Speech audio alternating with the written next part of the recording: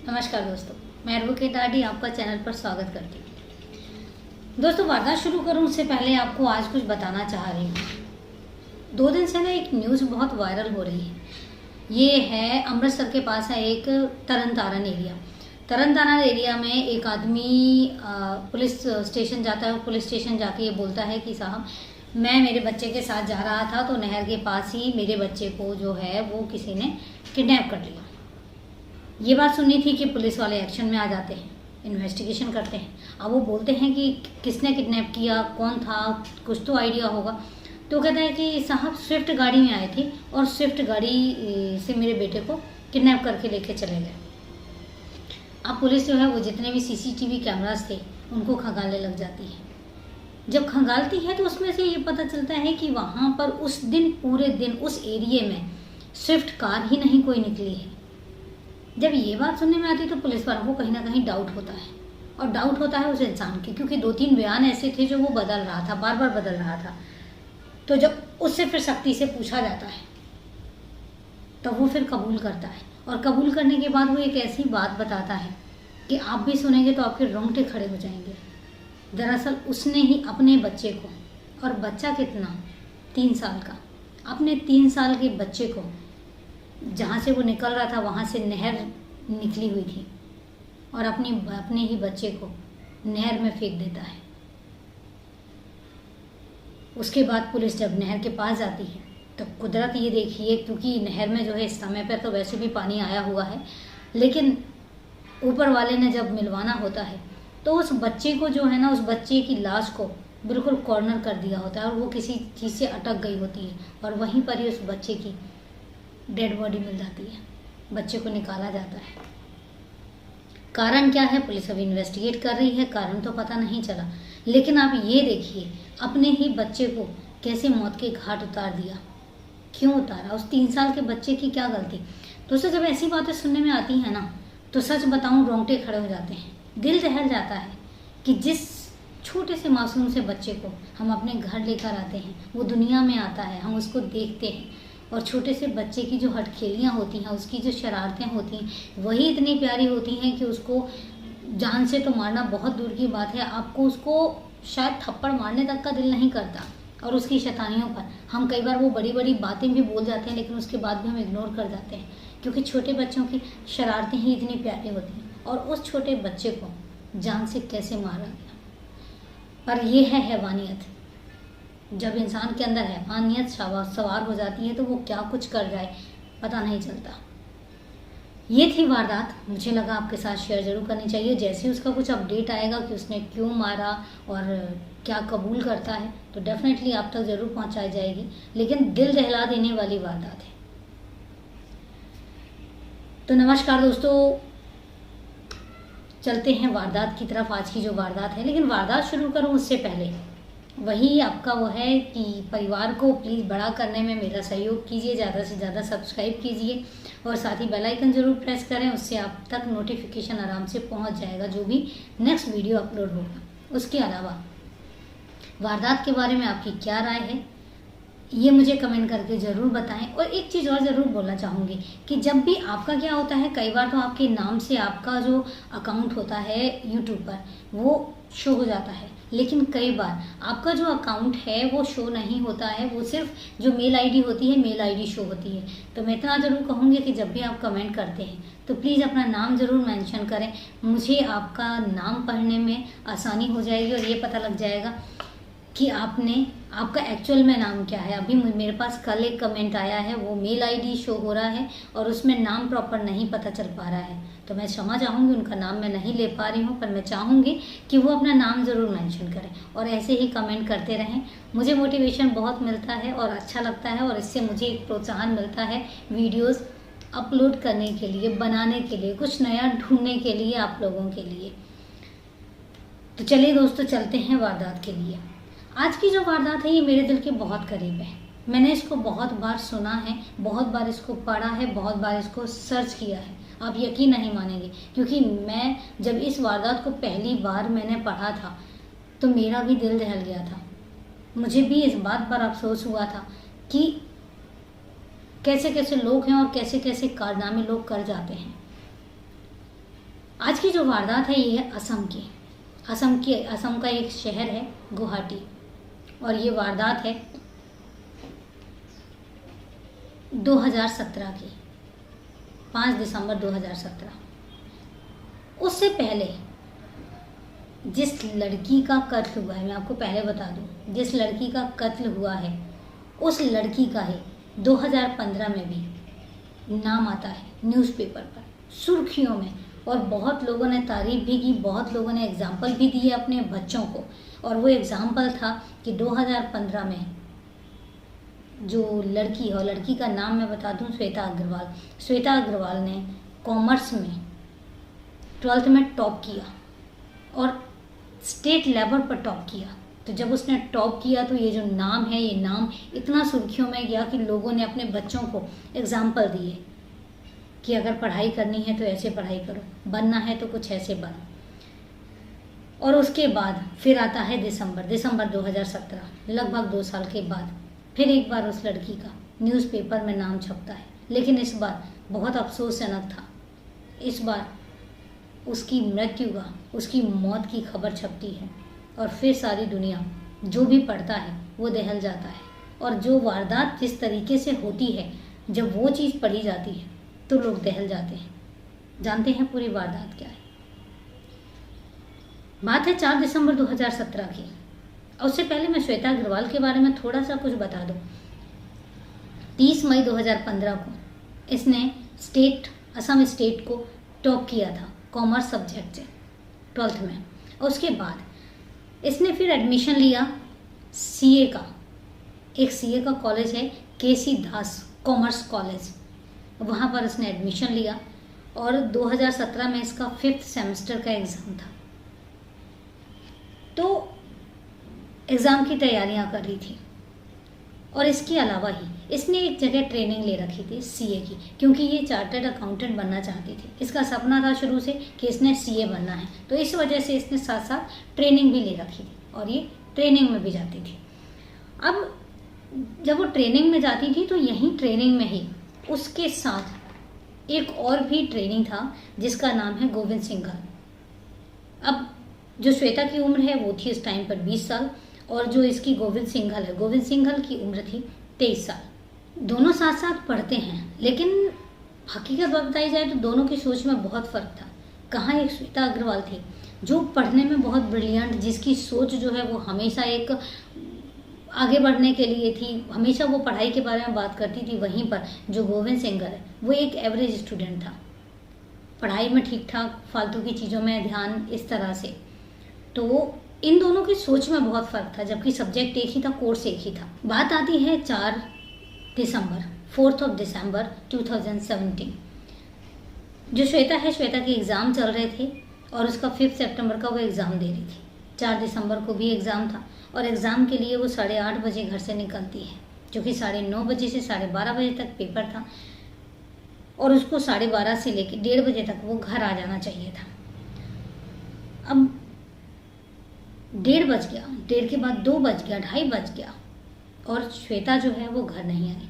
अब घर माँ बाप को जो है वो टेंशन होने लग गई, वो आसपास ढूंढने लग गए, कॉलेज में भी गए, आसपास भी ढूंढा, लेकिन श्वेता का कहीं कोई पता नहीं चला। उन्होंने उसके नंबर पर कॉल लगाया, लेकिन श्वेता का फ़ोन जो है नॉट आंसरिंग था, रिंग जा रही थी लेकिन कोई फ़ोन नहीं उठा रहा था। 2 घंटे बाद उसका फ़ोन भी स्विच ऑफ हो जाता है, और उसके बाद उसके फ़ोन पर रिंग भी नहीं जाती है। अब घर वाले परेशान, उनको समझ नहीं आ रहा था कि वो क्या करें और क्या ना करें, कहाँ जाएं और कहाँ ढूंढें अपने बच्चे को। अब आप सोचिए, घर की एक बेटी है, बहुत होनहार बेटी है, और मैं कहती हूँ घर का बच्चा है, अगर मैं कहती हूँ होनहार और ना भी हो तो कोई फ़र्क नहीं पड़ता, लेकिन बच्चा बच्चा है। जब घर से मिसिंग होता है तो घर वालों के, खासकर माँ बाप की जान निकलती है। यही हालत उनके घर में भी हो रही थी। लेकिन 5, 5:30 बजे एक नंबर से एक कॉल आता है, अननोन नंबर है। 2 कॉल्स आते हैं, और एक जो श्वेता है, श्वेता के फादर को, और दूसरा आता है श्वेता के अंकल को, और दोनों को कॉल आता है। और कॉल आने के बाद वो बताता है, चूँकि कॉल जो था वो मेल का था, तो वो बताता है कि इस एड्रेस पर आपकी जो बेटी है श्वेता, उसने सुसाइड कर लिया है और उसकी लाश पड़ी हुई है, तो आकर ले जाइए। इतना सुनना था कि घर वालों की हालत बुरी हो जाती है। अब सोचिए, कहाँ वो उम्मीद कर रहे थे कि बच्चा जो है हो सकता है मार्केट चला गया हो सकता है किसी प्रॉब्लम में फंस गया हो, घर आ जाएगा, और कहाँ उनको जो है उसकी मौत की खबर मिलती है। घर वालों का बुरा हाल, और जिस एड्रेस पर बताया जाता है वो उस एड्रेस पर पहुँचते हैं। वो एक वकील का एड्रेस होता है, वकील का घर होता है, और वकील का घर जो है वो किराए पर दिया होता है, और जिन्होंने किराए पर लिया होता है वो और कोई नहीं होता है, गोविंद सिंघल होता है। जब वो घर के अंदर जाते हैं तो देखते हैं कि उनकी बेटी जो है वो बाथरूम में जली हुई पड़ी है। उनको समझ नहीं आता वो क्या करें, वो तो शॉक्ड हो जाते हैं। और जब घर वालों से पूछते हैं तो वो बताते हैं कि श्वेता जो है वो किसी काम से घर आई थी, और घर आने के बाद वो एकदम से वॉशरूम में गई, और वॉशरूम में जाके उसने अपने आप को आग लगा दी और वो मर गई। अब इतना था कि पुलिस को फ़ोन किया जाता है, पुलिस मौका वारदात पर आती है। मौका वारदात पर आने के बाद श्वेता की जो डेड बॉडी है उसको कब्जे में लेती है और पोस्टमार्टम के लिए भेज देती है। अब चूँकि घर पे गोविंद सिंघल के अलावा गोविंद की माँ और गोविंद की बहन, तो भवानी देवी और कमला देवी दोनों भी घर पर मौजूद थे। अब पुलिस जो है इसके बाद जो श्वेता की इन्वेस्टिगेशन शुरू कर देती है, और इन्वेस्टिगेशन जो है आस पड़ोस पूछती है, उनके घर के सराउंडिंग पूछती है, जहाँ से उसका कॉलेज शुरू होता है, कॉलेज से लेके वो उसके घर तक पूछताछ करती है। तो लगभग 23 विटनेस मिलते हैं जिन्होंने श्वेता को देखा था। 23 विटनेस ये बताते हैं। और उसके अलावा उन्हें एक और बात पता लगती है, उनकी एक सैलून है, ब्यूटी पार्लर जिसको कहते हैं, नाई की दुकान कह लीजिए देसी लैंग्वेज में कहें तो, अदरवाइज उसको सैलून है जो गोविंद सिंघल के घर के पास ही है। जब पूछा जाता है तो सैलून वाला बताता है लड़का कि शाम के टाइम पर गोविंद को मैंने एक बोरी में कुछ ले जाते हुए देखा, उसमें से लाल रंग का कुछ टपक रहा था। तो मैंने गोविंद को बोला भी कि गोविंद तुम्हारी इसमें जो भी है सामान उसमें से कुछ लाल रंग सा टपक रहा है। तो गोविंद ने ये बोला कि बोरी में जो है वो जो अगरबत्ती का स्टिक्स होती हैं उसको बनाने के लिए एसेंस है, जो कि जो गोविंद की जो है फैक्ट्री थी उसके फादर की अगरबत्ती बनाने की। तो कई बार होता है कि वो जब एसेंस वगैरह लेके जाते हैं तो उसने बोला कि एसेंस है, और वही एसेंस का जो है वो कलर टपक रहा है। तो उस सैलून वाले को भी लगा कि हाँ हो सकता है, उसने भी बिल्कुल कैजुअल लिया, बिकॉज ये पहले भी हो चुका होगा ऐसा, तो उसको लगा कि शायद यही होगा। और उसके बाद कहता उसके बाद नहीं मुझे पता कि क्या होगा। जब ये बात सुनी थी तो पुलिस वालों को कहीं ना कहीं शक हुआ। और उसके अलावा एक चीज़ और भी थी कि पुलिस वालों ने क्या किया कि श्वेता का बैग खंगाला। जब बैग खंगाला तो श्वेता के बैग से एक नैपकिन मिलता है, और नैपकिन जो होता है वो सीसीडी का होता है, और उसमें एक लिखा होता है कि अगर तुमने रिश्ते को तोड़ा तो अंजाम अच्छा नहीं होगा। जब उस राइटिंग को मैच किया जाता है तो वो मैच हो जाती है गोविंद के साथ। अब पुलिस वालों को जो है जो भी एविडेंस मिल रहे थे, जो भी सर्कमस्टांसेस बन रहे थे, उस पर से पूरा का पूरा डाउट जो है वो गोविंद पर जाता है, गोविंद के घर वालों पर जाता है। अब पुलिस क्या करती है, गोविंद को अरेस्ट कर लेती है, अरेस्ट करके पुलिस स्टेशन लेकर आती है और सख्ती से पूछताछ करती है। इधर दूसरी साइड पोस्टमार्टम की रिपोर्ट आ चुकी थी। जब रिपोर्ट आती है तो रिपोर्ट में साफ साफ लिखा हुआ था कि सबसे पहले तो जो श्वेता है, श्वेता के सर पर किसी भारी चीज़ से टकराने के निशान मिलते हैं, और उसके बाद उसके शरीर पर 13 जख्मों का, धारदार चाकू के जख्मों के निशान होते हैं। और उसके बाद पुलिस एक चीज़ और भी बताती है कि जिस समय पर श्वेता की डेथ हुई है, जिस समय पर श्वेता को जलाया गया है, उस समय पर श्वेता जिंदा थी, मतलब कि वो जिंदा थी और उसको जिंदा जलाया गया था। इतनी बात सुनी थी और इतनी बात जैसे ही बाहर आती है तो हड़कंप मच जाता है। मीडिया क्या, न्यूज़पेपर्स क्या, हर जगह हड़कंप मच जाता है। इसके बाद पुलिस गोविंद से सख्ती से पूछताछ करती है, और जो गोविंद है वो सारी चीज़ें कबूल कर लेता है, और वो कबूल करता है कि हाँ श्वेता को उसने ही मारा है। अब वो बताता है कि 4 दिसंबर को एग्ज़ाम के बाद गोविंद ने श्वेता को बोला कि तुम एक काम करो, मुझे थोड़ी सी पढ़ाई में हेल्प कर दो और मेरे घर पर चल दो।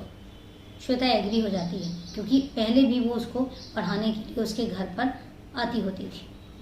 जब उसके घर पर आती है और घर पर आने के बाद वो श्वेता से फिर वही बात छेड़ता है कि हम शादी कर लेते हैं, मैं तुमसे शादी करना चाहता हूँ, लेकिन श्वेता जो है इस बार उसको मना कर देती है।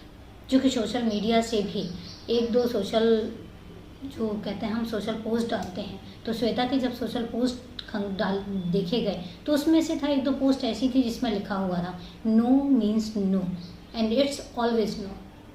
तो ये चीज़ समझ में आ रही थी कि ये एक तरफा प्यार का प्रॉब्लम है और गोविंद कहीं ना कहीं कंपेल कर रहा है। तो उस दिन भी गोविंद ने जो है श्वेता से शादी के लिए कंपेल किया, श्वेता ने उसको मना कर दिया और मना करने के बाद इनके बीच में झगड़ा हुआ और उसके बाद गोविंद ने क्या किया, उसको धक्का दिया तो श्वेता का सर दीवार से जा टकराया। जैसे ही उसका सर दीवार से टकराया श्वेता बेहोश हो जाती है। जब श्वेता बेहोश होती है तो गोविंद को लगता है कि शायद श्वेता मर चुकी है।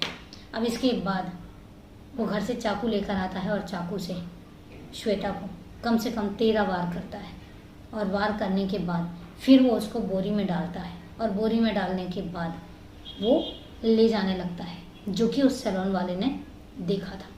अब वो आधे रास्ते ही जाता है कि गोविंद की माँ का कॉल आ जाता है और गोविंद की माँ उससे पूछती है कि तुम कहाँ पर हो। तो गोविंद बताता है कि मैं रास्ते में हूँ और जो म्यूनिसिपल वालों का एरिया है वहाँ पर जो कूड़ा घर बना हुआ है वहाँ पर मैं इसको डंप करने जा रहा हूँ। तो उसकी माँ कहती है कि तुम पागल हो, आते जाते तुम्हें लोग देखेंगे, वहाँ पर लाश मिलेगी तो तुम्हारा नाम आ जाएगा, इससे बेटर है कि तुम घर वापस आ जाओ। अब उसके बाद गोविंद श्वेता को घर लेके आता है। घर लेके आने के बाद उसको बाथरूम में डाल देता है। अभी तक श्वेता जिंदा थी। उसके बाद केरोसिन ऑयल लेकर आता है। उसके ऊपर ऑयल छिड़कता है और उसके बाद उसमें आग लगा दी जाती है। और जब आग लगाई जाती है तो तब तक श्वेता जिंदा थी। जब सर टकराया था, अगर वो मर भी जाती तब भी अटेम्प्ट टू मर्डर आता। अगर वो नहीं मरती तो श्वेता को बचाया जा सकता था, तब भी कुछ नहीं होता। लेकिन पहले तो वो सर टकराया, वो नीचे गिरी, उसके बाद उसको चाकुओं से मारा और उसके बाद फिर उसको जिंदा जलाया। ये तीनों चीज़ें हैवानियत की निशानी थी। जलाने के बाद फिर उसके घर वालों को फ़ोन किया जाता है। इसके बाद केस पूरा सुर्खियों में आता है। लोग जो है वो जस्टिस के लिए डिमांड करने लग जाते हैं, कैंडल मार्च निकाले जाते हैं और इसके बाद कोर्ट जो है, कोर्ट फास्ट ट्रैक कोर्ट चला देता है। और फास्ट ट्रैक कोर्ट चलाने के बाद लगभग 23 विटनेस हैं जो अपनी गवाही देते हैं। उसमें सैलून वाला भी होता है। और उसके बाद लगभग 14 महीने, 1 साल 2 महीने में कोर्ट जो है वो फैसला देता है, जिसमें जो फैसला है वो बहुत ही काबिले तारीफ़ होता है। कोर्ट कहता है कि जो गोविंद है, गोविंद को फांसी की सज़ा दी जानी चाहिए। जिस तरीके से उसने उसका कत्ल किया श्वेता का, उस तरीके से उसको फांसी की सज़ा दी जानी चाहिए। साथ ही जो उसकी माँ है, जो उसकी बहन है, उसको ताउम्र कैद की सज़ा दी जानी चाहिए। अगर ये डिसीजन आता है तो उसके घर वाले भी, श्वेता के घर वाले भी बड़े खुश होते हैं। वो भी कहते हैं कि हाँ, हमारी बेटी को इंसाफ मिल गया। इसके बाद जो केस है वो हाई कोर्ट में जाता है और जब हाई कोर्ट में जाता है तो हाई कोर्ट जो है वो केस को पलट देती है। वो गोविंद की फांसी की सज़ा तो बरकरार रखती है, लेकिन उसकी माँ और उसकी बहन को जो उम्र कैद की सज़ा दी थी, और वो भी ताउम्र कैद की सज़ा, उसको वो बरी कर देते हैं। और बरी करने के बाद समझ नहीं आता कि उन्होंने बरी क्यों किया, लेकिन बरी करने के बाद वो स्टेटमेंट और देते हैं कि जो निचली अदालत है, मतलब जो सिविल कोर्ट है, वो उस पर इन्वेस्टिगेशन दोबारा से करेगी, उस पर दोबारा से सुनवाई करेगी और उसके बाद जो भी डिसीजन सिविल कोर्ट लेता है, जो भी डिसीजन निचली अदालत लेती है, वो डिसीजन मान्य होगा। तो ये डिसीजन अभी तक आया है। देखते हैं कि आगे इस पर क्या कार्रवाई होती है और निचली अदालत क्या फैसला देती है और उसके बाद फिर सुप्रीम कोर्ट का रुख गोविंद की फैमिली करती है या नहीं करती, ये तो अलग बात है। लेकिन ये एक ऐसी वारदात है जो, सच बताऊं, मैंने कितनी बार इसको पढ़ा होगा, कितनी बार इसको सर्च, मैं तब भी, जब मैंने क्राइम चैनल नहीं शुरू किया था, मैंने तब भी इसको पढ़ा था। और सच में मेरा मतलब, जब भी मैं पढ़ती थी तो मेरा दिल जहल जाता था कि लोग इतने भी क्रूअल हो सकते हैं, लोग इतने भी इंसानियत खो सकते हैं। पर हकीकत थी कि ये वारदात हुई है। ये थी पूरी वारदात के बारे में आप क्या राय है आपकी, कमेंट करके ज़रूर बताएं। मैं आपके कमेंट का वेट करूँगी। अब बात आती है वारदात ख़त्म करने की, लेकिन वारदात ख़त्म करूँ उससे पहले आज के सवाल की, क्योंकि आज से पहले कल मैंने वीडियो पोस्ट नहीं किया था बिकॉज कुछ हेल्थ इश्यूज़ थे। तो मैंने मंडे को वीडियो पोस्ट किया था और मंडे को ही एक सवाल पूछा था, इंडिपेंडेंस डे था, उससे रिलेटेड सवाल पूछा था कि लाल बाल पाल हमारे फ्रीडम फाइटर्स रहे हैं और बहुत फेमस फ्रीडम फाइटर्स रहे हैं, उनके पूरे नाम क्या थे। तो मुझे राकेश जी ने पहले ही आंसर दे दिया, तो बहुत करेक्ट आंसर दिया और वो आंसर इतने करेक्टली देते हैं कि चूँकि लाल बाल पाल उन्होंने उनका नाम तो बताया लेकिन उसके साथ साथ वो स्टेट भी डिफाइन किया। तो काबिल तारीफ, heads of Rakesh ji and thank you very much मुझे मॉरल सपोर्ट करने के लिए। और कीप इट अप, और आप लोग भी ज़्यादा से ज़्यादा कमेंट करें, मुझे मोटिवेट करें और मुझे अच्छा लगता है। तो चलिए आंसर बताती हूँ। लाल बाल पाल लाला लाजपत राय, बाल गंगाधर तिलक और पाल विपिन चंद्र पाल। ये थे हमारे फेमस फ्रीडम फाइटर्स। ये ना हो तो हमारे देश की आज़ादी अधूरी हो। तो सैल्यूट है, सलाम है उन लोगों को जिन्होंने अपनी हर चीज़ को परे रख के हमें आज़ादी दिलवाने में इतनी मेहनत की।